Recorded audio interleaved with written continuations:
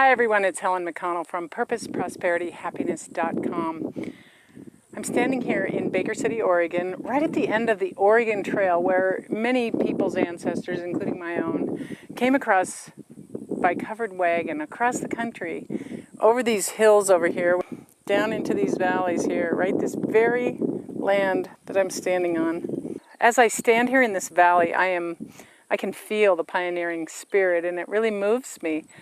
And it reminds me that each of us has that within us, a dream, a desire, a goal, something greater calling us, whether it's the mountains of Oregon or outer space or the deepness within each of us. One of the things that I've discovered, that as we begin to answer that calling and pay attention to it, we're often stopped in our tracks by an inner resistance, an inner fear.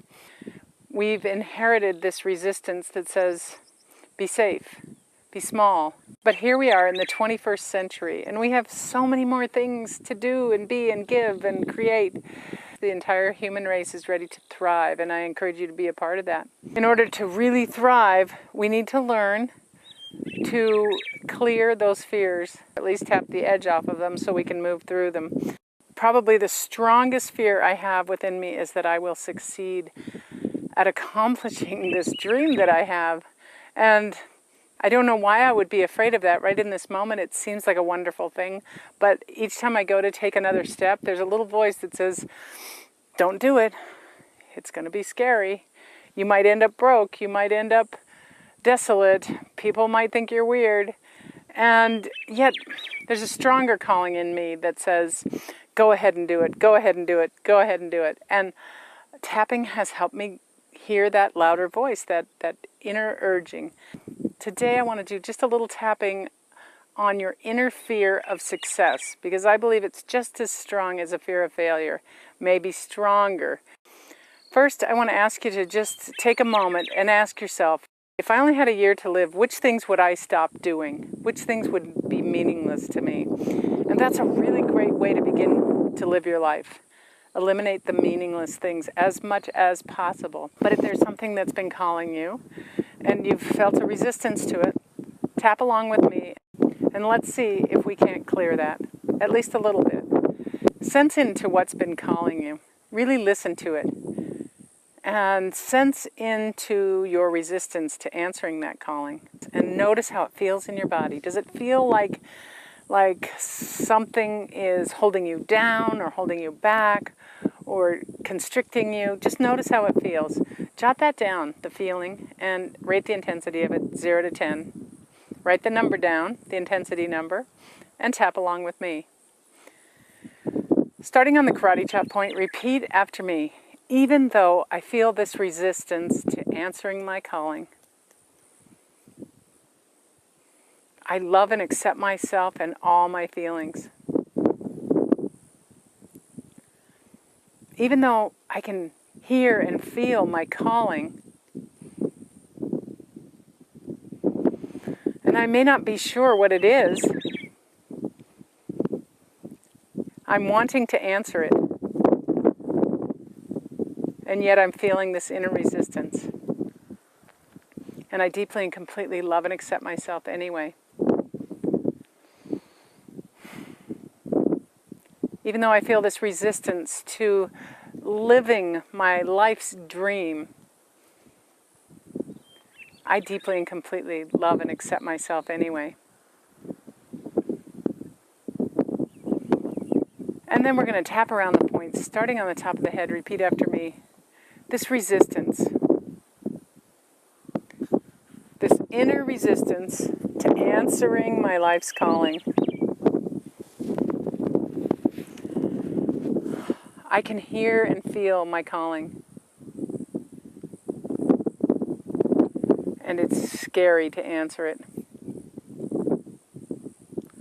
Something feels really scary. And it feels safer to not answer it. But that doesn't feel right either. I've tried to ignore this calling. But it's getting louder all the time. It's getting stronger all the time. This inner calling. It's as if my soul is speaking to me, urging me to do this thing, whatever it is. It seems so glorious, and yet it seems kind of scary. Who would I be if I truly answered my calling? Someone might not like it if I answered my calling. But the world might be waiting for me to answer my calling.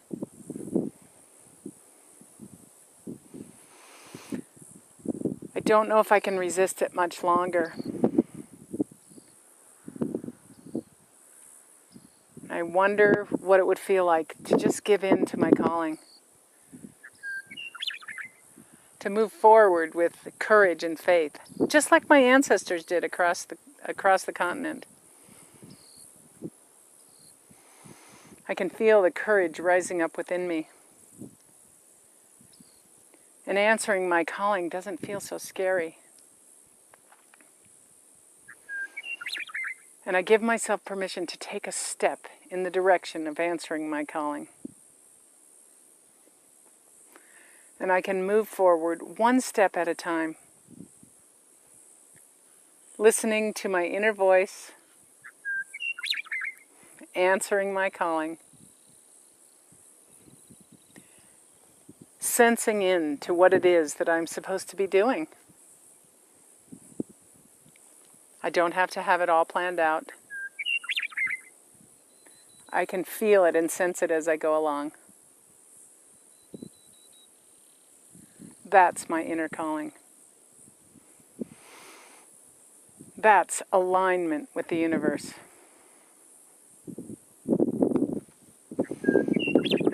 Okay, then take a nice deep breath.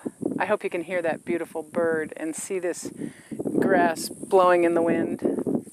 It's an amazing day out here, and I can't deny in this moment that I am answering my calling, that I am doing my life's work. When I'm in this place, I feel so much in alignment. There's no resistance, there's no tension, there's no stress, there's no doubt. And I like feeling this way, and I want to feel this way more and more, and I love it if you wanted to feel this way and could feel this way. I hope that tapping helped you a little bit to loosen up the answering of your calling. I'm certain your dreams look different than mine, and yet if you are following your dreams, there's not a doubt in my mind that our paths will cross. Here's to answering your calling and finding complete alignment.